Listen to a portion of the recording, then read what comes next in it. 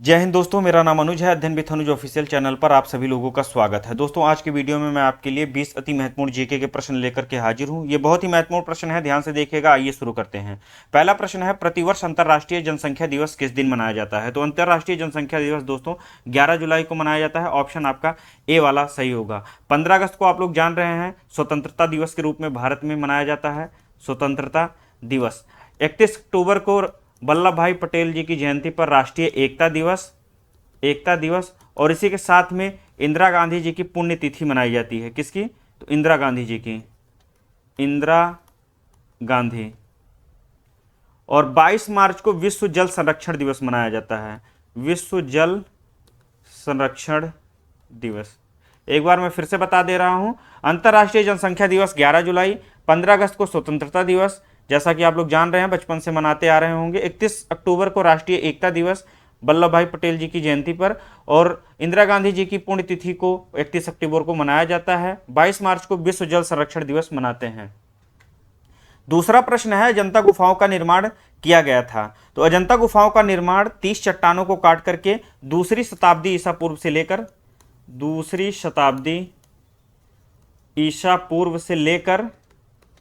480 ईसा पूर्व के मध्य किया गया था। उस समय भारत में गुप्तों का शासन था। ऑप्शन आपका ए वाला सही होगा। इसी दौरान वाकाटक और सातवाहनों ने इसका निर्माण कराया था। वाकाटकों और सातवाहन शासकों ने अजंता केव्स का निर्माण कराया था। दोस्तों, ये महाराष्ट्र के औरंगाबाद में स्थित है। महाराष्ट्र के औरंगाबाद एग्जाम्स में पूछता है अजंता केव्स कहाँ स्थित है, तो औरंगाबाद में स्थित है। ऑप्शन आपका ए वाला सही होगा। तीसरा प्रश्न है, गुरुमुखी लिपि किसके द्वारा विकसित की गई थी? तो गुरुमुखी लिपि 1538 से लेकर के 1552 के मध्य गुरु अंगद देव जी के द्वारा विकसित की गई थी। ऑप्शन आपका बी है। जो पंजाबी भाषा है वो गुरुमुखी लिपि में ही लिखी जाती है। ऑप्शन आपका बी वाला सही होगा। नेक्स्ट क्वेश्चन पर आते हैं, विंग्स ऑफ फायर के रचनाकार कौन है? तो जैसा कि आप लोग जानते हैं, wings of fire APJ Abdul Kalam ji की है, जो कि भारत के राष्ट्रपति रह चुके हैं। और इन्हें जो है इनकी मिसाइल मैन ने कहा जाता है, मिसाइल मैन के नाम से भी जाना जाता है। दोस्तों, डॉक्टर मनमोहन सिंह जी की एक पुस्तक है चेंजिंग इंडिया, इसे याद रखिएगा। और पीवी नरसिम्हा राव जी की है the insider PV Narasimha Rao ji की है। Changing India doctor Manmohan Singh ji की। और एपीजे अब्दुल कलाम जी की विंग्स ऑफ फायर, इन्हें मिसाइल मैन ऑफ इंडिया भी कहा जाता है। किस महिला को भारतीय स्वतंत्रता आंदोलन की माता कहा जाता है या भारतीय क्रांति की मां कहा जाता है? तो मैडम विकाजी कामा। ऑप्शन आपका ए वाला सही होगा। 1902 में ये भारत को छोड़ करके यूरोप के कई देशों में इन्होंने भारतीय क्रांति का प्रचार प्रसार किया। ब्रिटिशर्स के खिलाफ इन्होंने झंडा लहराया, और जो पहला झंडा इन्होंने 22 अगस्त 1907 में लहराया था जर्मनी में। एग्जाम्स में कई बार पूछा गया प्रश्न है ये, तो याद रखिएगा कि 22 अगस्त 1907 को जर्मनी में पहली बार झंडा लहराने का श्रेय मैडम भिकाजी कामा को जाता है। ऑप्शन आपका ए वाला सही होगा। सभी नागरिकों के लिए समान सिविल संहिता, समान सिविल कोड किस अनुच्छेद के अंतर्गत दर्ज है? तो राज्य भारत के पूरे क्षेत्र में नागरिकों के लिए समान नागरिक संहिता सुनिश्चित करने का प्रयास करेगा। ऐसा प्रावधान अनुच्छेद 44 में है। ऑप्शन आपका ए वाला सही होगा। दोस्तों, अनुच्छेद 46 में अनुसूचित जनजातियों एवं अन्य कमजोर वर्गों के लिए शैक्षिक और आर्थिक हितों को बढ़ावा देना दर्ज है।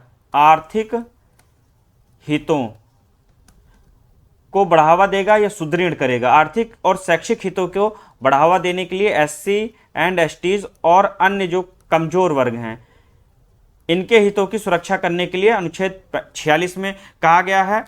और जो 6 वर्ष से 14 वर्ष अर्थात जो प्रारंभिक बाल्यावस्था होती है, बालकों के लिए निःशुल्क और अनिवार्य शिक्षा देने का प्रावधान, निःशुल्क और अनिवार्य शिक्षा का प्रावधान अनुच्छेद 45 में किया गया है। स्टेट को यह अधिकार देता है कि जो भी बच्चे बाल्यावस्था में है 6 से 14 वर्ष के बीच के, उन्हें निःशुल्क और अनिवार्य शिक्षा गवर्नमेंट देगी। अनुच्छेद 48 में कृषि और पशुपालन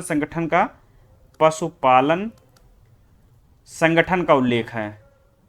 एक बार मैं फिर से बता दे रहा हूं, अनुच्छेद 44 में समान सिविल संहिता, अनुच्छेद 46 में SC ST और कमजोर वर्ग के लिए शैक्षिक और आर्थिक हितों को बढ़ावा देने का प्रावधान, अनुच्छेद 45 में 6 से 14 वर्ष के वह बच्चे जिन्हें प्रारंभिक बाल्यावस्था के अंतर्गत रखा गया है उन्हें निःशुल्क और अनिवार्य शिक्षा प्राप्त करने का प्रदान करने का प्रावधान है। अनुच्छेद 48 में कृषि और पशुपालन संगठन का प्रावधान किया गया है।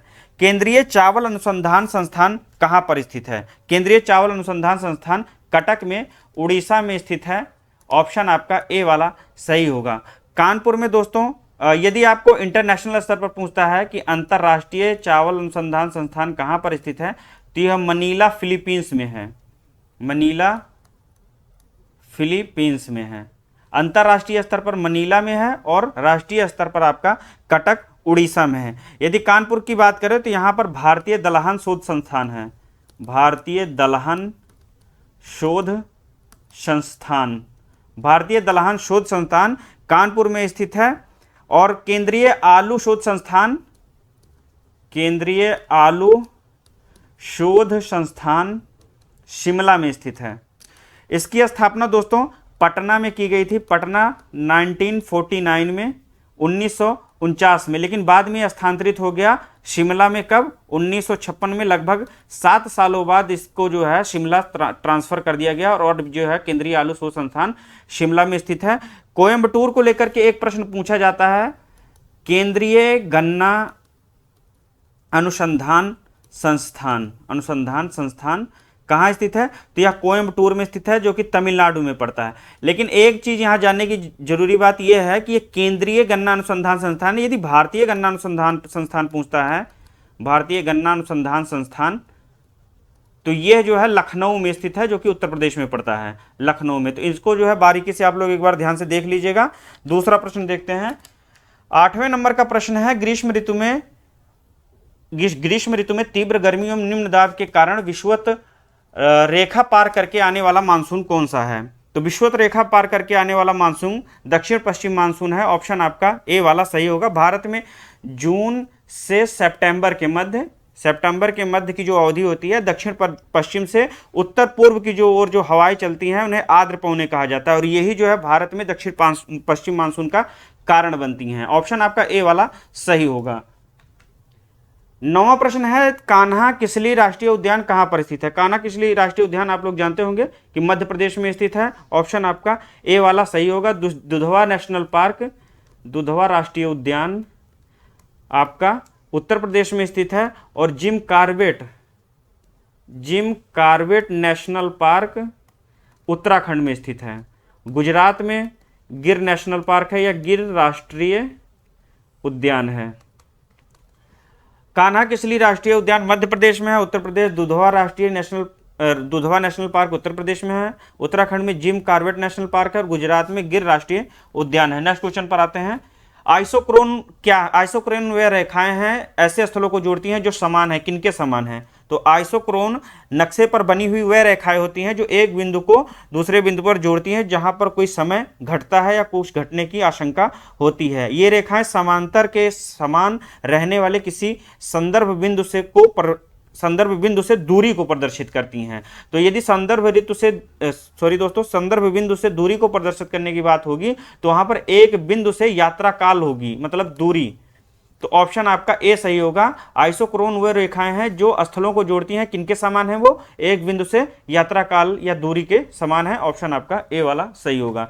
आपेक्षित आर्द्रता साधारणतः मापी जाती है। आपको बताना है कि आपेक्षित आर्द्रता या सापेक्ष आर्द्रता किससे मापा जाता है। तो ऑप्शन आपका ए वाला सही होगा, हाइग्रोमीटर से। थर्मामीटर होता है शरीर के तापमान, मानव शरीर के तापमान को मापने वाला, तापमान या तापमापी। बैरोमीटर आप लोग जानते हैं वायुमंडलीय दाब को मापता है। ये वायुदाब है, वायुदाब मापी। वायुमंडलीय दाब को मापने वाला यंत्र क्या है? यंत्र बैरोमीटर है। लैक्टोमीटर दूध की शुद्धता मापता है, दूध की शुद्धता। और यदि दूध से दही को बनाने की बात करेंगे तो ये लैक्टोबैसिलस बैक्टीरिया के कारण होता है। लैक्टोबैसिलस बैक्टीरिया दूध को दही बनाने में मदद करती है। दूध में कौन सा अम्ल पाया जाता है? तो लैक्टिक अम्ल पाया जाता है। अगला प्रश्न देखते हैं। एंडोस्कोपी किस विधि से होता है? एंडोस्कोपी किस विधि से होता है? एंडोस्कोपी या जो है एंडोस्कोप, एंडोस्कोप कहा जाता है, या इसे हिंदी में कहते हैं गुहांतदर्शी, गुहांतदर्शी। इसका सामान्य सा अर्थ है अंदर देखना, अंदर झांकना, अंदर झांकना या अंदर देखना। इस उपकरण का उपयोग किस लिए करते हैं? जब मानव शरीर में डॉक्टरों द्वारा, चिकित्सक के द्वारा जब अंदर किसी चीज की जांच करनी है या परीक्षण करना है तो इसका प्रयोग करते हैं। और ये एंडोस्कोपी किस पर आधारित होती है? पूर्ण आंतरिक परावर्तन पर आधारित होती है। ऑप्शन आपका सी वाला सही होगा। विद्युत प्रतिरोध मापा जाता है। दोस्तों, विद्युत प्रतिरोध के सिरों के बीच विभवांतर तथा उसमें प्रवाहित विद्युत धारा के अनुपात को उसका विद्युत प्रतिरोध कहते हैं। इसे ओम में मापते हैं। ऑप्शन आपका सी वाला सही होगा। यदि पूछता है कि विद्युत प्रतिरोध किसमें मापा जाता है तो ओम में मापा जाता है। तारे की दूरी को मापने के लिए प्रयुक्त यूनिट क्या होती है? तो तारों की दूरी को मापने के लिए प्रयुक्त यूनिट प्रकाश वर्ष होती है, और एक प्रकाश वर्ष बराबर 9.46 इंटू 10⁻15 मीटर होता है। ऑप्शन आपका सी वाला सही होगा। दूरी की सबसे बड़ी मापक जो है मापन को क्या होता है तो पास्कल होता है। दूरी की मापने की सबसे बड़ी इकाई पास्कल होती है। नेक्स्ट क्वेश्चन, मानव द्वारा निर्मित प्रथम संश्लिष्ट रेशा कौन है? तो मानव द्वारा निर्मित प्रथम संश्लिष्ट रेशा नायलॉन है। ऑप्शन आपका ए वाला सही होगा। इसे 1939 में पालेस कैरोथर्स द्वारा निर्माण किया गया था। पालेस कैरोथर्स ने सबसे पहले इसका निर्माण किया था, और 1939 में ही इसको जो है महिलाओं की जुर्राबें बनाने के लिए व्यापारिक स्तर पर शुरू किया था। महिलाओं के लिए जुर्राबें बनी थी और इसका व्यापार शुरू हो गया था। ऑप्शन आपका ए वाला सही होगा। इसकी खोज इसका निर्माण पालेस कैरोथर्स ने 1939 में किया था। आत्महत्या की थैली किसे कहा जाता है? आत्महत्या थैली लाइसोसोम कहलाती है। ऑप्शन आपका ए वाला सही होगा। इसे सीडी डुबे ने खोजा था, सीडी डुबे द्वारा इसे खोजा गया था। इसका कार्य क्या होता है? कोशिकाओं के अंदर अनावश्यक पदार्थों का विघटन करना तथा इसका निर्माण गोल्जी कॉय में होता है। निर्माण गोल्जी कॉय में होता है। राइसोसोम को दोस्तों राइसोसोम को प्रोटीन की फैक्ट्री कहा जाता है, क्योंकि प्रोटीन का संश्लेषण राइसोसोम में होता है। प्रोटीन की फैक्ट्री या प्रोटीन की कारखाना, प्रोटीन की फैक्ट्री राइसोसोम होती है। और माइटोकॉन्ड्रिया कोशिका का पावर हाउस कहलाता है, पावर ऑफ द सेल। कोशिका का पावर हाउस।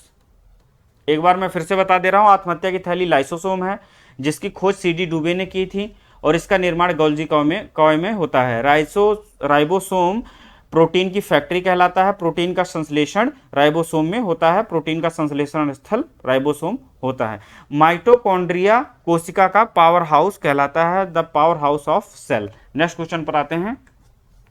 मनुष्य की आंखों की स्वस्थ क्रियाशीलता। यदि मनुष्य की आंखें स्वस्थ रहती हैं तो वह किस विटामिन के कारण रहती हैं? तो विटामिन ए के कारण रहती हैं। ऑप्शन आपका ए सही होगा। इसका रासायनिक नाम रेटिनॉल होता है, आप लोग जानते हैं, और इसकी कमी हो जाएगी तो रतौंधी रोग हो जाएगा, रतौंधी हो जाएगा।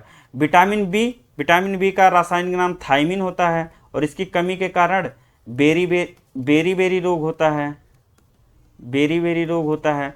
विटामिन के का रासायनिक नाम फिलोक्विनोन होता है। इसकी कमी के कारण रक्त का थक्का नहीं बनता है। रक्त का थक्का बनाने में ये मदद करता है, बनाने में मदद करता है। अगर कमी हो जाएगी तो रक्त का थक्का नहीं बनेगा। इसका रासायनिक नाम एस्कॉर्बिक एसिड होता है। विटामिन सी का रासायनिक नाम एस्कॉर्बिक एसिड या एस्कॉर्बिक अम्ल होता है, और इसकी कमी के कारण कौन सा रोग होता है तो स्कर्वी रोग होता है। नेक्स्ट क्वेश्चन पर आते हैं।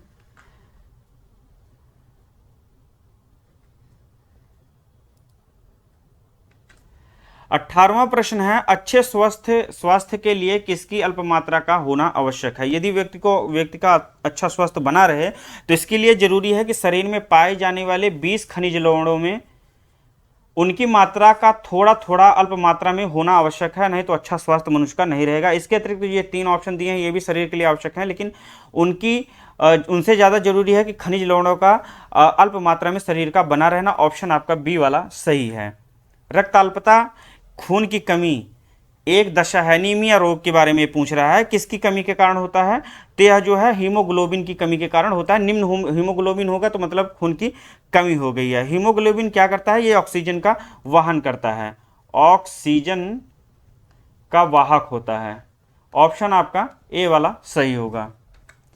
रेडियो कार्बन काल किससे संबंधित है दोस्तों? रेडियो कार्बन काल जो है, आप लोग जानते हैं कि रेडियो कार्बन से जीवाश्म की आयु, जीवाश्म का परीक्षण करके किसी भी चीज के आयु का निर्धारण किया जाता है, आयु की गणना की जाती है कि वह वस्तु जिसका जीवाश्म है वो कितने साल पुरानी है, उसका पता करते हैं। ऑप्शन आपका सी वाला सही होगा।